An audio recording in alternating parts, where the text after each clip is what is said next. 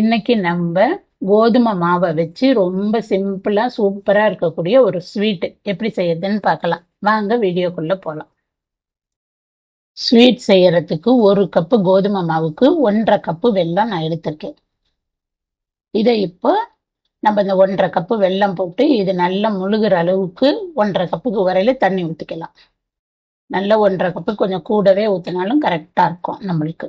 இப்போ நல்லா அது கரைச்சி வர வரையிலும் நம்ம வச்சுக்கலாம். இப்போ நல்லா அது கரையட்டும்.